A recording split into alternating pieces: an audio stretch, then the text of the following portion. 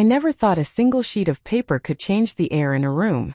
Yet as Mr. Colbridge, my father's solicitor, unfolded the will on his mahogany desk, I felt the world tilt. The room smelled faintly of lemon polish and dusted law books, the kind my father once collected though he never practiced law himself. Lorraine, my stepmother, perched opposite me in a pearl-colored suit, her expression carefully neutral, as if grief were an accessory she decided not to wear today. My name is Evan Mercer, and that afternoon in early March, I learned my father's estate was not as simple as he had promised. The will had been updated only a year before his death, after his sudden marriage to Lorraine, and every clause seemed to lean her way. Mr. Colbridge cleared his throat. To my beloved wife Lorraine Mercer, I leave the primary residence known as Oakmere House, including all fixtures and furnishings therein. I blinked. All of it. Lorraine's hand rested on her designer handbag. Your father wanted me to have security, dear. You've your own career. My jaw tightened. I worked in a secondary school teaching history. My salary paid the rent on a small flat in Guildford, hardly what I'd call security. My half-brother Jordan, Lorraine's son from her first marriage, was nowhere to be seen. Typical. He'd rarely visit father, yet somehow his name would find its way into every conversation about money. Mr. Colbridge continued, his voice even. To my son Evan Mercer, I leave the balance of my personal savings, excluding accounts held jointly with Lorraine. That was it. No mention of the house I grew up in, the garden where father and I built the old shed, or the brass key he'd always kept on a chain beside his watch. A key, he said, opened the room that matters most. I thought he meant his study. Lorraine exhaled delicately. Your father wanted peace between us, Evan. I do hope you'll accept his wishes with grace. Her words clanged against my chest like cold metal. Grace. The kind of grace that left me homeless. After the meeting, I walked out into the weak sunlight. The solicitor's office sat above a florist, and the scent of lilies drifted up through the open stairwell. My phone buzzed. Jordan, finally. The message read, Mum says you're sorted. Don't make this messy. I wanted to throw the phone into the road. Instead, I typed back, you have no idea how messy it already is. That evening, I returned to Oakmere House one last time. Lorraine had already changed the locks, but the side window to father's study still had the latch I'd never fixed. Inside, everything was too tidy, stripped of warmth. His leather chair was gone, the books reduced to a single decorative row. On the desk, beneath a paperweight shaped like a globe, I found a yellowing envelope addressed in father's handwriting. For Evan, only if things go wrong. My breath caught. I tore it open carefully, heart pounding. Inside was a small brass key, the same one he used to carry, and a note. Truth is a room people forget exists. Use this when the house no longer feels like home. No instructions. No map. Just the key warm from my palm. The next morning Lorraine phoned. Evan, I'm afraid you'll need to collect your father's remaining belongings this week. The house is going on the market. So soon. The bills won't pay themselves, she replied lightly. I've already spoken to an agent. I hung up before anger could twist my voice.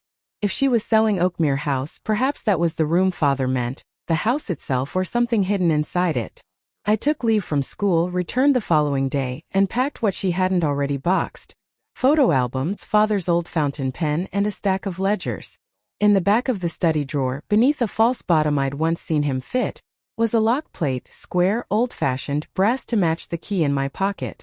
When I turned it, I heard a faint click behind the bookshelf. The panel shifted just enough for light to spill into a narrow cavity. Inside was a safe, small, dusty, marked with the initials JM, my father's own. The key fit perfectly, but when I turned it, the mechanism refused to yield. Rust or design, I couldn't tell. Still, the sound echoed through the empty study, like a promise waiting to be kept. That night I dreamed of father's voice, calm but urgent. Truth is a room people forget exists. I woke with the sense that I hadn't just been cut out of a will. I'd been left a puzzle and a choice. To let Lorraine sell everything, or to find the truth my father meant for me to uncover. The for sale sign went up before the daffodils had even bloomed. Lorraine wasted no time. She staged father's house as if memories were clutter. When I drove past Oakmere House a week later, I hardly recognized it. Fresh white paint, new curtains, trimmed hedges. The only trace of us was the oak tree out front, its lowest branch still scarred where I'd once fallen trying to hang a bird feeder. I shouldn't have gone inside. But the estate agent, a young man named Callum, mistook me for the surveyor when I turned up at the gate. Lorraine wasn't home, so he let me wander. She's had several offers already, he said, glancing around. One cash buyer viewing this afternoon, chap named Mr. Hollis. Retired solicitor, I think. A retired solicitor. That pricked my attention. Callum noticed my look and laughed. You lot love this old wood paneling. Don't see craftsmanship like it anymore. I traced my fingers along the grain. No, I murmured. You really don't. When Mr. Hollis arrived, he was nothing like I expected, tall, late 60s, walking stick polished to a shine. His eyes missed nothing. He walked each room slowly, tapping the skirting boards, opening cupboards, even lifting a framed photo of Father and me at Brighton Pier. This was Henry Mercer's home, wasn't it? He asked quietly. Yes, I said, before I could stop myself. I'm his son. Hollis's brows rose. Ah, you must be Evan. Hearing my name from a stranger in my own house felt like being caught trespassing in a memory. Did you know my father? He smiled faintly. A long time ago. We worked on an arbitration case in London. He was a clever man. Liked to hide meaning where others wouldn't look. My pulse kicked. What do you mean? Before he could answer, Lorraine's car rolled up the drive. Her heels struck the path like warning shots. Evan, she said sharply, what are you doing here? You're not authorized. Mr. Hollis intervened, voice calm. Mrs. Mercer, I'm viewing the property, and your stepson was kind enough to share some context. I must say this house has personality. Lorraine's smile turned brittle. We prefer buyers, not historians. He nodded courteously but lingered by Father's study door. Would you mind if I take a moment here? Lorraine hesitated. It's just a storage room now. Still, he said. A study tells you what kind of man built the home. She stepped aside with visible reluctance. As he entered, I caught a flicker of something like fear in her expression. That was new. Hollis spent 10 minutes inside, longer than in any other room. When he emerged, his walking stick tapped the floor twice. Beautiful joinery, he said mildly, and curious architecture. A recess behind that far shelf. Someone once took pains to conceal it. Lorraine's hand froze on the doorknob. Old houses have quirks. Indeed. He turned to me. Young man, you mentioned you teach history. You must appreciate how history resists being rewritten. I nodded slowly, unsure whether he was warning me or encouraging me. When he left, Lorraine rounded on me. You cannot barge into my home and interfere with the sale. Do you understand the legal implications? I understand manipulation better than you think, I said evenly. You're rushing the sale for a reason. Her laugh was sharp, hollow. Oh, please. Your father made his choices. You were too busy grading essays to notice. I wanted to argue, but her words carried the smug certainty of someone convinced she'd already won. That night, I couldn't shake the image of Hollis standing by the hidden safe. The brass key still sat in my pocket, cool and accusing. If he'd seen the recess, maybe he'd recognized something I hadn't. I searched Father's old papers again, spreading them across my flat floor. Among the ledgers was one marked Oakmere Maintenance 2002 to 2019. Inside, neatly logged entries. Boiler servicing, roof repair, gardener fees. But one line near the end stood out. 2021 December, safe compartment refitted by M. Hollis. My breath caught. Hollis hadn't been just a buyer. He'd been the craftsman who installed the safe. I found his number easily enough. He was listed in a small Surrey directory. When I called, his voice was calm, almost amused. I thought you might ring, he said. Your father left instructions for someone curious enough to ask. What instructions? Meet me tomorrow at the cafe near the cathedral. Bring the key. I hesitated. Why should I trust you? Because your stepmother won't, he replied and hung up. The next morning, the sky was the color of pewter. I found Hollis seated near the window, stirring tea with slow precision. He looked older in daylight but no less alert. He gestured to the chair opposite. Your father asked me to refit the safe 2 years ago. He said it was for the future of truth, which struck me as rather melodramatic. He insisted the mechanism could only be opened by his own key, the one you now possess. What's inside? I asked. He smiled. Documents. Legal ones, I suspect. Possibly a second testament. But the lock is tamper-proof. It requires not just the key but also a code phrase, carved somewhere in the house itself. He wouldn't tell me where. My chest tightened. If Lorraine sells the house, then the evidence goes with it, Hollis finished. You'll need to act before completion. As I left the cafe, rain began to fall, thin and cold. My reflection in the window looked almost like Father's. Same tired eyes, same stubborn jaw. Lorraine thought she'd won. But Father had left me more than scraps. He'd left me a mystery, and the means to reclaim the truth. Next, Evan races to uncover the code hidden in the house before the sale completes, and discovers who's helping Lorraine rush it. By the time I returned to Oakmere House, the sold sign was already staked in the front garden. The red letters glared at me through the drizzle like a verdict. I checked the estate listing. Completion in less than a week. Lorraine had moved fast, even for her. Inside, the place smelled faintly of paint and polish, as though someone were trying to scrub away a lifetime. Lorraine's perfume lingered near the hall, floral and sharp. When she appeared at the top of the stairs, her expression was cool but triumphant. I could have you arrested for trespassing, you know. You'll have to catch me first, I said, forcing a smile. I'm here for what's mine. What's yours? She repeated, stepping down one stair at a time. You've had your share, Evan. Your father left me this house, and I'm following the law. Don't humiliate yourself further. Law, I said softly. Or loophole. Her eyes flickered. Don't be childish. You're not a lawyer.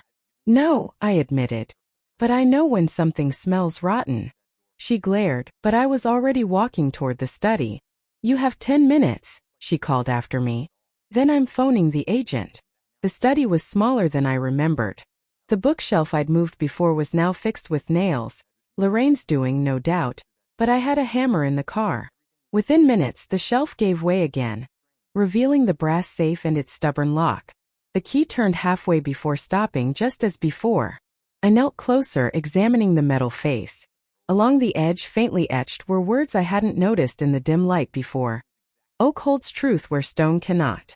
It sounded like something Father would say, half riddle, half sermon. I whispered it aloud, half expecting the safe to click open like something out of a film. Nothing happened. Frustration rose hot behind my eyes. I slammed the shelf shut and turned to the room. The phrase kept echoing in my head. Oak holds truth. Oak. Everywhere in this house, oak. The floors, the banister, the carved wall panels. Father had restored himself after buying the property. If there was a code phrase, maybe he'd literally carved it into the wood. I started with the skirting boards, then the paneling near the fireplace. My fingers followed every groove, every knot in the timber, until I found one panel slightly raised from the rest. Beneath its varnish, faint letters had been scratched by hand. January 5th. A date. My father's birthday. I tried the safe again. The combination dial had been worn smooth from age, but when I rotated it to 105 and turned the key, a soft click rewarded me. The door opened an inch. Inside, neat as always, were 3 envelopes and a single USB drive. Each envelope bore a name in my father's tidy handwriting. Lorraine, Jordan, and Evan. My throat tightened as I took mine out. Inside was a folded letter and a photocopy of a legal document stamped draft. Not executed. The letter read, My dear Evan, if you are reading this, it means something has gone wrong. Lorraine insisted on updating the will through her own solicitor, a man whose integrity I doubted. I signed only under the assurance that my amendment would be filed with Callbridge. It was not. This draft supersedes the earlier document. It bequeaths Oakmere House to you and Jordan jointly, to hold in trust until Jordan turns 25.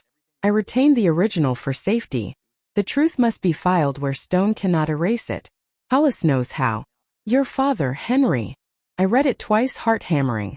If Father's alternate will existed, Lorraine's claim was fraudulent, unless she'd hidden or destroyed it. I stuffed the envelopes and USB drive into my coat, just as I heard heels clicking down the corridor. Lorraine's voice followed, tight and clipped. You've overstayed your welcome. I closed the safe quietly and slid the panel back into place. When she entered, I was dusting my hands. Didn't find what you were looking for? She asked sweetly. On the contrary, I said. I found exactly what I needed. Her gaze sharpened. You're bluffing. Try me. She crossed her arms. You're wasting your time. The sale is legally binding. Not if it was based on a forged will, I said, watching the color drain from her face. For a second she faltered. Then her composure snapped back into place. You don't know what you're talking about. Get out. I walked past her, careful not to let her see my shaking hands. At home I called Hollis again. He listened quietly as I described the letter. Then he did it, he murmured. He left the draft unfiled, waiting for someone honest to find it. I have a copy, I said. But it's marked draft. Will that stand in court? It depends, he replied. If we can prove the final signed version existed and was deliberately suppressed, you have grounds to contest probate. You'll need evidence. The USB might hold it. I plugged it into my laptop. A folder appeared. Oakmere _. Inside were scan pages, email correspondences, and one video file labeled final recording.mov. When I opened it, my father's face filled the screen. He looked tired but resolute. If you're watching this, he said, then Lorraine has gone too far. I trusted her once, but her persuasion turned to pressure. She wanted the deed in her name alone. I refused. The true will remains unsigned until Colbridge verifies the clause. Evan, protect the house. It holds more than walls, it holds truth. The video ended abruptly. I sat there staring at the frozen image of him, the weight of his words pressing down. Lorraine hadn't just manipulated him. She'd possibly stolen his final intentions outright. I sent a copy of everything to Hollis that night. He called back an hour later. Evan, you need to be careful. If she suspects you've found proof, she'll act to cover her tracks. She already suspects, I said. What can I do? He paused. Legally, you can file a caveat to halt the sale until probate review. But you'll need Colbridge's cooperation. Mr. Colbridge, the same solicitor who'd read the will. I wasn't sure if he'd help, or if Lorraine had already bought his silence. Either way, I was done letting her dictate the story. Tomorrow, I'd bring everything to Colbridge's office. And if he tried to dodge the truth, I'd make sure the truth found him instead. By the time I reached Mr. Colbridge's office, the rain had turned the streets to mirrors. The brass plaque beside the door still read Colbridge and Tooks, Solicitors, its engraving catching the faint morning light. I stood there a moment, gathering the courage that had carried me through 3 sleepless nights. Inside, the receptionist recognized me at once. Mr. Mercer. I'll see if Mr. Colbridge is available. Her tone suggested she already knew why I was there. The wait felt longer than it was. When his door finally opened, Colbridge looked precisely as before. Immaculate suit, watch glinting, polite detachment carved into every feature. Evan, he said, offering a hand he didn't expect me to shake. Come in. I placed the envelope on his desk and met his eyes. You told me my father's will was final. It wasn't. He didn't touch the envelope. I'm not sure what you mean. You do, I said quietly. There was a second draft. My father wrote it, signed it, and kept it here. Lorraine had it replaced with one she pushed through her own solicitor. You must have known. His jaw tightened a fraction. You're making a serious allegation. I have the proof. I pulled out the printed copy, the USB, and my phone with the video cued. He mentions you by name. That got his attention. He watched the short clip in silence. When it ended, he leaned back, exhaling through his nose. I see. Then you'll help me file a caveat. Evan, listen to me. His voice softened as though speaking to a child. Your father was a good man, but he was also, how shall I put it, eccentric. He often changed his mind about legal arrangements. What you have there is a draft, not a binding will. But he says the true version was unsigned because he wanted you to verify the clause. That's your name on the recording. He steepled his fingers. And yet, there is no such clause on record. Without an executed original, the court will uphold the existing will. My pulse hammered. So you'll do nothing? I didn't say that. He glanced toward the window blinds, lowering his voice. Mrs. Mercer contacted me after your father's death. She insisted the document in her possession was his final wish. I warned her that replacing an unregistered draft could raise questions. She provided reassurance. Reassurance, I repeated. How much? He flinched just slightly. This conversation is over. I stood trembling with contained fury. If you won't help me, I'll go to the press. Or the probate court myself. He smiled faintly. Be careful, Evan. Allegations can ruin reputations, yours included. I left the office shaking, the cold air biting my throat. Lorraine had bribed him. It was obvious now. She hadn't only stolen the house, she'd bought silence wholesale. When I reached my car, a white envelope was tucked under the wiper blade. My name written across in neat cursive. Evan Mercer. Inside was a single note. You don't know what you're stirring. Leave the house alone. People make mistakes they can't undo. No signature, but I recognized the handwriting instantly. Jordan. My half-brother had been invisible until now. The timing wasn't coincidence. That evening I called Hollis again and told him everything. He didn't sound surprised. If Lorraine bribed the solicitor, she's desperate. She'll lean on the boy next, your half-brother. He'll do her bidding out of loyalty or fear. He already has, I said. He's warning me off. Then you're close, he said. Too close for her comfort. We need to make her panic on record. How? Invite her to confess without knowing she's confessing. The plan was simple though risky. I invited Lorraine to meet at the house under the pretense of ending the dispute. She agreed at once, perhaps relieved to think I'd finally surrendered. When she arrived, she wore her usual composure like armor. I hope this means you've come to your senses, she said, stepping into the dim hallway. I just want closure, I said. And maybe to understand why. Why what? Why you couldn't just leave things as they were. Father trusted you. Her eyes flickered but she smiled. Henry was sentimental. He didn't understand practicality. He wanted you both provided for. But that house would have drained every penny if left in joint ownership. I did what he would have wanted. You forged his will, I said. I corrected it. She snapped, then caught herself. I had clarified it. There's a difference. The small recorder in my pocket caught every word. Her tone softened again. Evan, you're young. You don't know how the world works. Estates are messy and people like your father, dreamers, need guiding hands. Guiding, I echoed. Or greedy. She stepped closer, voice low. Be very careful what you accuse me of. Funny, I said, meeting her gaze. Mr. Colbridge said the same thing. Right after admitting you reassured him. Her mask slipped. He had doubts. I handled them. So you did bribe him. I preserved my future. She burst out, then stopped, realizing what she'd said. The silence stretched. Her breathing quickened. Then in a flash, she reached for her handbag and stormed toward the door. You'll regret this, she hissed. You and that old fool Hollis. Then she was gone. I played the recording 3 times, every syllable crisp. It wasn't a full confession, but it was enough to show motive and guilt. Hollis agreed. Send a copy to the probate registry with a formal caveat, he advised. They'll freeze the sale until review. That night I drafted the submission.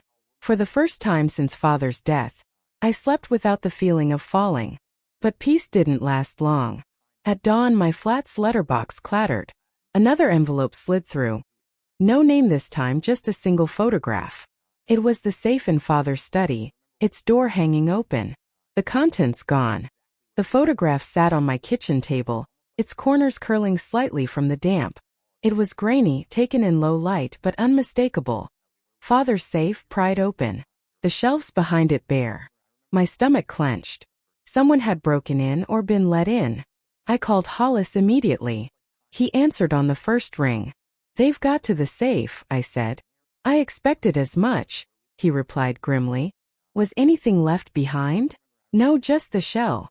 They took everything. Then they know you filed the caveat. He paused, the faint sound of traffic in the background. Listen carefully, Evan. Lorraine's panicking. She'll push your half-brother forward as the respectable face. Young, innocent. She'll make him claim you're harassing them over imaginary papers. She already started that, I muttered. He sent me a warning. Then you must document everything. Every message, every call. If this turns into a character war, evidence of her intimidation will protect you. I wanted to believe that, but the truth was simpler.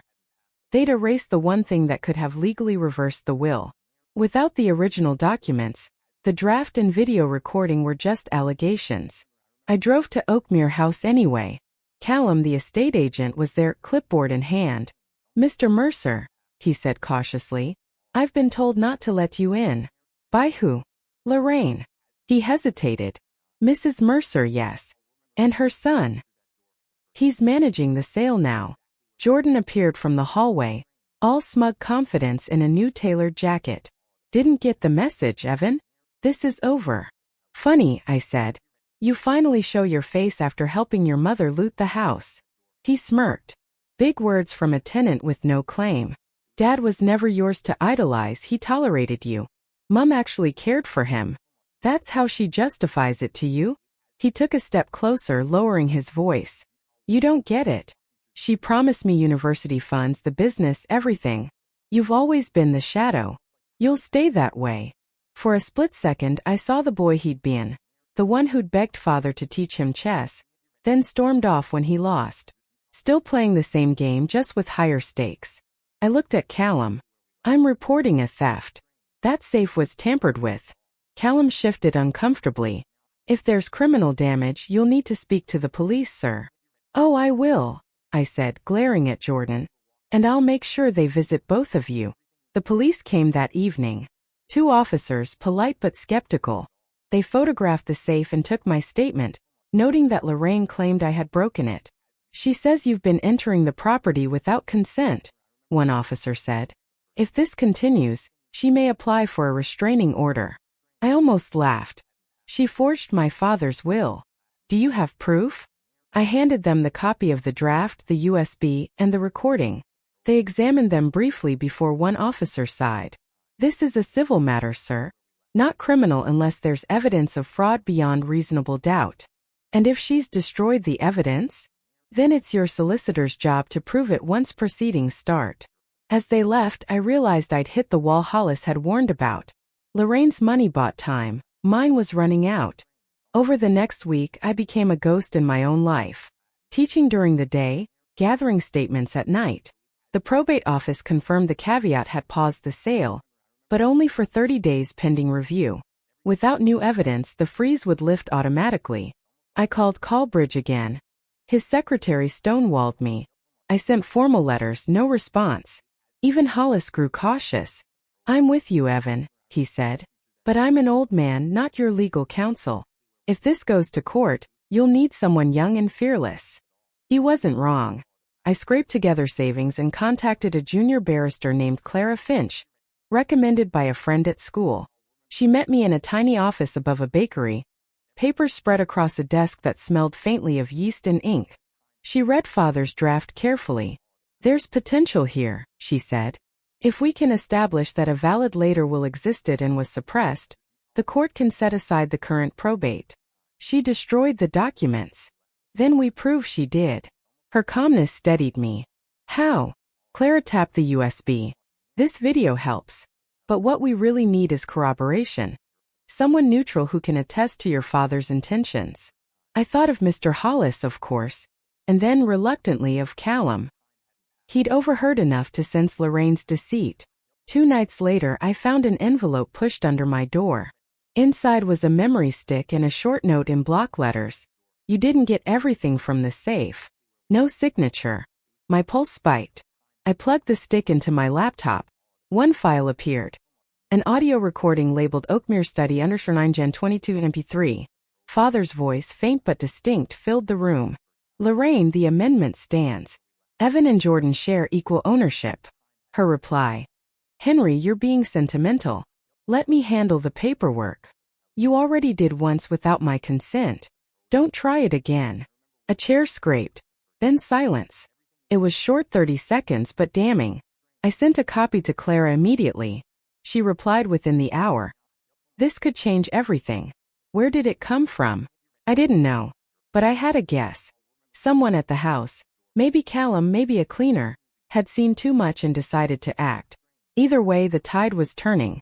The next morning, Lorraine filed an emergency motion through her lawyer, accusing me of harassment and demanding the caveat be lifted.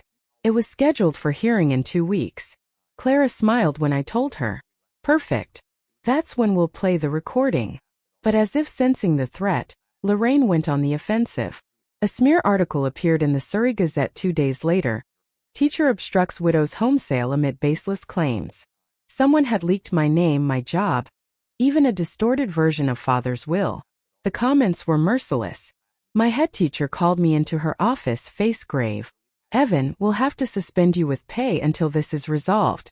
We can't have the school's name in the papers. That broke something in me. When I stepped outside, the winter wind sliced through my coat. Lorraine hadn't just taken my father's house. She'd taken my livelihood, my name. But she'd made one mistake. In her rush to destroy me, she'd made herself the story. The courtroom was smaller than I'd imagined, almost intimate, the kind of place where whispers carried. The oak benches polished smooth by years of disputes, the crest above the magistrate's chair gleaming under fluorescent lights. It was the day Lorraine had arranged to have the caveat lifted, arguing I'd harassed her and fabricated the so-called evidence. Clara sat beside me, her calm composure a stark contrast to the tremor in my hands. Remember, she murmured, we don't need to win everything today. Just keep the freeze on the estate until we can bring formal fraud proceedings. Across the aisle, Lorraine sat in a dove-gray suit, the picture of genteel widowhood. Jordan lounged next to her, tie crooked, eyes full of disdain. Their solicitor, a thick-set man named Mr. Dyer, flicked through a binder stuffed with papers, half of them, no doubt, defenses built on lies. The magistrate, Mrs. Crane, glanced up from the file. Mrs. Mercer, your application seeks to lift the caveat preventing sale of Oakmere House. You allege Mr. Evan Mercer has engaged in harassment and interference. Correct. Lorraine's voice was sugar-coated. Yes, madam. Since my husband's death, Evan has repeatedly entered my home, accused me of terrible things, and obstructed my lawful right to sell the property. Crane turned to me. Mr. Mercer? I rose, forcing my voice to stay steady. Your Honor, I contest her claim. I discovered evidence that my father's final will was replaced by a forged version. I filed documents showing his intent to divide Oakmere House equally between myself and my half-brother. Dyer stood. With respect, madam, these so-called documents are unverified drafts and recordings of dubious origin. Clara was already on her feet. We have an authenticated video of the late Mr. Henry Mercer stating his intentions. Furthermore, my client has received corroborating evidence suggesting a suppression of the true will by the applicant. A murmur rippled through the room. Lorraine's smile tightened. Crane adjusted her glasses. Do you have this video? Yes, madam, Clara said, plugging the USB into the court's display system. The screen flickered, showing father's familiar study. His voice filled the silence. If you're watching this, then Lorraine has gone too far. I couldn't look at Lorraine, but I heard her gasp softly when her name was spoken. When the clip ended, Crane turned to her. Mrs. Mercer, do you dispute that this is your late husband's voice? Lorraine's tone trembled on cue. Of course it's Henry's voice, but he was confused at the end. He'd been on medication. Objection, Clara interjected smoothly. There's no medical evidence before the court to support that claim. Crane nodded. Noted. Continue. Dyer regained footing. Even if genuine, this recording does not constitute a valid testamentary document. My client's signed will, duly witnessed, remains binding. Unless it was executed under duress, Clara countered. We will present testimony from the craftsman who installed Mr. Mercer's safe and handled his private instructions. At that, Dyer's composure faltered. Who? The same Mr. Hollis who viewed the property recently, Clara said, glancing toward the door. He's here. I hadn't known she'd called him. Relief washed through me as Hollis stepped forward. Hat in hand, posture straight, his walking stick tapping the floor once before he addressed the magistrate. Madam, he began, voice gravelly but clear. I knew Henry Mercer for over 30 years. 2 years before his death, he asked me to install a concealed safe. He said, and I quote, "This is for Evan when the truth no longer fits on paper." He showed me a document and asked that it be protected until he could register it formally. Dyer rose sharply. Hearsay. Crane raised a hand. Let him finish. Hollis continued. A month later, Mrs. Mercer contacted me privately. She asked whether I had retained any duplicate keys. When I told her no, she offered money for silence. I refused. A week after Henry's funeral, she sent her son to remove the safe contents under the pretense of repairs. The room went utterly still. Lorraine's color drained. That's a lie, she burst out. He's fabricating this. Crane's gavel tapped once. Mrs. Mercer, control yourself. Clara seized the moment. Your Honor, this testimony aligns precisely with the photographic evidence my client received showing the safe emptied. We also have an audio file recovered anonymously, recorded in the same study, where Mrs. Mercer can be heard attempting to influence the will. She played it. My father's firm voice, then Lorraine's impatient reply. Let me handle the paperwork. The courtroom air thickened with the sound of her arrogance. When it ended, Crane leaned back. That is quite compelling, Mrs. Mercer. Do you have an explanation? Lorraine opened her mouth, but nothing came out. Dyer whispered frantically, but she sat frozen, eyes darting between me and Hollis. After a pause, Crane spoke. Given these new materials and testimony, the caveat will remain in place pending full investigation by the probate court. Furthermore, the alleged forgery and tampering with estate documents will be referred to the Crown Prosecution Service for review. The words hit me like sunlight after months underground. Lorraine's mask cracked. Just a flicker of panic, but enough. Crane turned toward me.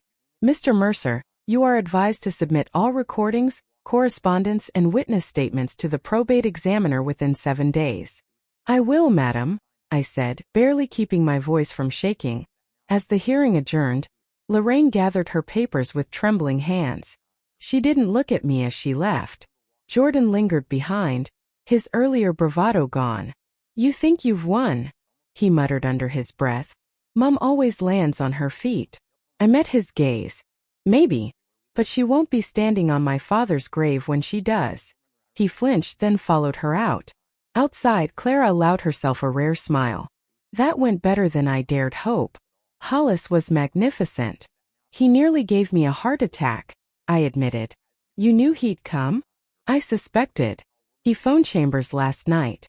Said your father wasn't finished speaking yet. We both laughed quietly, the sound brittle but real. Then my phone buzzed. A new email from an anonymous address. The subject line. You haven't seen the last clause. Attached was a PDF titled, Addendum Docs. The file sat in my inbox like a loaded question. Addendum Docs. No sender name, no message, just the subject line. You haven't seen the last clause. Clara insisted on scanning it for malware first, ever the cautious barrister. When she finally opened the file, her eyebrows knit together. Evan, this isn't a forgery. It's authentic letterhead from Colbridge and Tooks, dated 2 months before your father's death. My breath caught. What does it say? She scrolled, eyes narrowing. It's a 1-page addendum, unsigned but drafted in your father's voice. It states that Oakmere House is to remain in trust until the moral maturity of both heirs can be demonstrated through lawful conduct. I frowned. Moral maturity? In other words, she said, if either of you, meaning you or Jordan, acts in bad faith toward the other, their share can be revoked. Your father left the discretion to a trustee named. She paused, reading again. Hollis, I whispered. She nodded slowly. Yes, he wasn't just a craftsman. He's the designated trustee. That realization hit like a jolt. My father hadn't just hidden the truth, he'd built a failsafe, a moral trap disguised as legalese. I called Hollis immediately. He sounded neither surprised nor relieved. I wondered when that would surface, he said. You knew about it? I drafted the clause under your father's direction. He wanted to ensure the house would never become a weapon between you and the boy. Lorraine convinced him to delay signing until he'd spoken to Colbridge again. He never got the chance. I paced my flat, heart pounding. So what does this mean now? It means, Hollis said, if we prove Jordan acted in bad faith, by aiding his mother in removing documents, threatening you or tampering with the safe, the trust clause will activate. Legally, their claim dissolves. I stopped pacing. So we can win everything? Not yet, he said. You still need to prove the trustee me was legally empowered. That requires verification from Colbridge's records. And I suspect those records have been tampered with. I could almost hear him smile through the line. Luckily, your father planned for that too. 2 days later, Clara and I met Hollis at his workshop, a low timber building behind a hedgerow in Godalming. Inside smelled of varnish and time. On the wall hung a framed photograph of father shaking Hollis's hand. Both men grinning, sawdust in their hair. Hollis led us to a heavy oak chest. Your father asked me to build this before he fell ill. Said it was insurance against misplaced trust. The key, well, you've had that all along. The brass key glinted in my palm. I slid it into the lock. It turned smoothly this time, as if it had been waiting. Inside were sealed folders, dated logs, and my heart stopped. A small cassette tape labeled Colbridge, November 14, 2021. Clara frowned. Cassette? That's ancient. There's a player in the drawer, Hollis said. We pressed play. Henry's voice. Martin, you assured me Lorraine's amendments would not replace the draft. Colbridge's voice. Henry, she was persuasive. Said she only wanted clarity. Henry. Clarity isn't signing over my home. I'm keeping the safe copy. If you alter it, I'll bring it before the Bar Council. Colbridge. You wouldn't. Henry. You don't know me very well. The recording hissed to silence. Clara exhaled. That's extraordinary. Direct proof of collusion between your stepmother and the solicitor. Hollis nodded. The Bar Council will devour him. For the first time I felt a fierce, quiet triumph. Father had left breadcrumbs across years of deception, and now finally I had them all. But victory, like truth, rarely arrived unopposed. That evening, Clara received notice that Lorraine's solicitor had filed an urgent motion to challenge the authenticity of all new evidence, including Hollis's testimony. They're claiming fabrication and undue influence, she said grimly. And they've requested a public probate hearing next week. It'll be formal, press likely to attend. Of course they would. Lorraine thrived in performance. I could already picture her. Veiled in mourning, voice trembling, playing the widow wronged by her late husband's unstable son. I couldn't let her win the narrative again. Hollis leaned forward. Then we fight on her stage. How? I asked. He smiled thinly. By letting her lie one last time on record. The week leading to the hearing blurred into motion. Clara gathered witness statements. Hollis drafted a trustee declaration. I compiled timelines, photos, even phone records. Late at night, when exhaustion hit hardest, I'd hold the brass key between my fingers and hear Father's voice again. Truth is a room people forget exists. On the morning of the hearing, the courthouse foyer buzzed with murmurs and camera flashes. Reporters lingered near the steps, jotting names, whispering speculations. Clara touched my arm gently. Keep your composure. Let her overplay it. Lorraine arrived moments later, dressed in funereal black, Jordan guiding her like a loyal page. Their solicitor carried a thick folder under his arm, confidence in every stride. She met my eyes once. No fear this time, only calculation. Inside, the clerk called the matter. The estate of Henry Mercer. The session began like theater. Dyer painted me as a bitter son chasing ghosts. This young man cannot accept his father's choices, he said to the assembled crowd. He's manufactured conspiracies, enlisted an elderly acquaintance to fabricate testimony, and seeks to deprive a widow of her lawful home. Clara waited, letting the poison drip before she stood. We have evidence of fraud, intimidation, and deliberate suppression of testamentary intent. Moreover, we have proof the claimant's solicitor participated in that suppression. Gasps rippled through the audience. Lorraine shot Dyer a furious look. Clara motioned to Hollis, who stepped to the witness stand. State your full name and occupation. Michael Hollis, he said evenly. Cabinet maker. Trustee to Henry Mercer's estate. Do you recognize this recording? He nodded. I made it at Mr. Mercer's request to safeguard his will's integrity. When she played the cassette, the court fell utterly silent. The magistrate leaned forward, intent. Even Dyer looked pale. And then came the addendum, the mysterious document from my inbox. Clara presented it calmly. This addendum, sent anonymously, has been authenticated by metadata tracing back to Callbridge and Took's servers. It specifies that the estate remains in trust until both heirs act in good faith. The magistrate examined the seal, lips pursed. This appears genuine. Lorraine finally spoke, her voice sharp. This is absurd. That clause was never signed.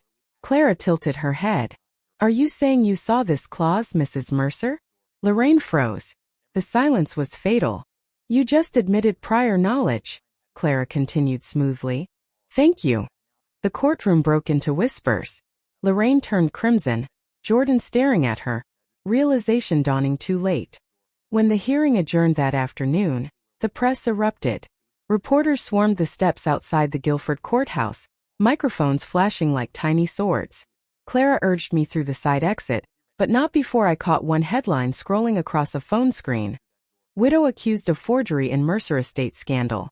Lorraine's immaculate mask had finally cracked, and the world was watching it happen. The Crown Prosecution Service opened an investigation within days.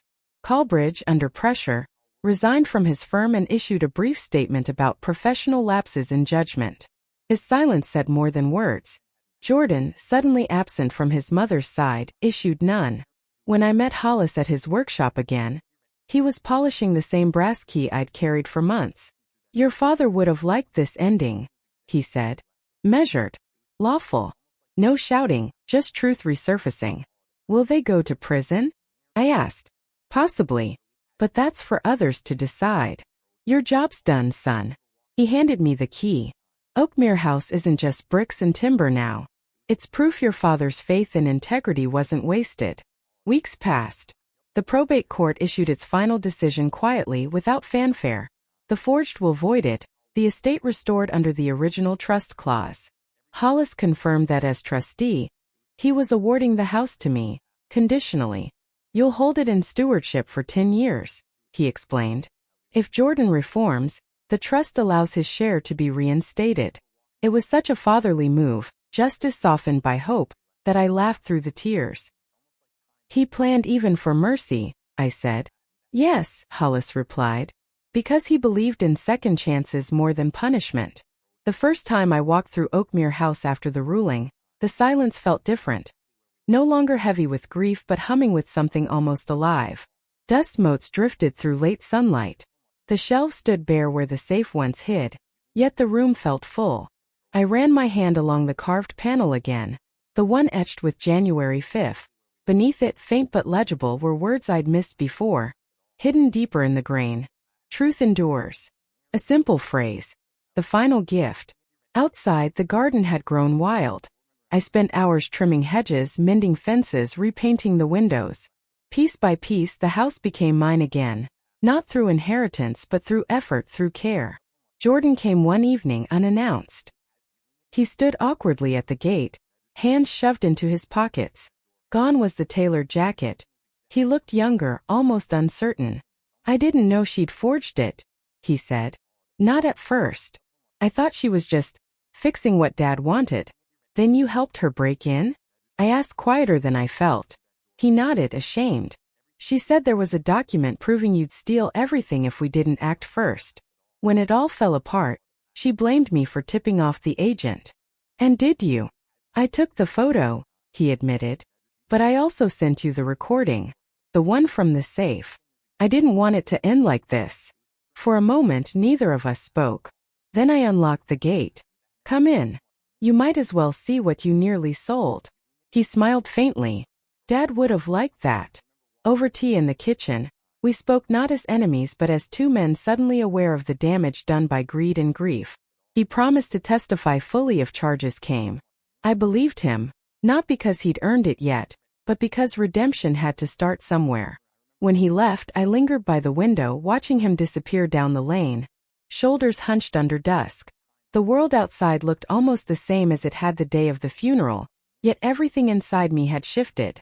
For the first time since my father's death, the ache in my chest wasn't anger, it was peace. In the months that followed, Oakmere House became more than property. It became purpose. I converted Father's study into a small library for my students, filled with donated books and an old wooden sign above the door. The room that holds truth.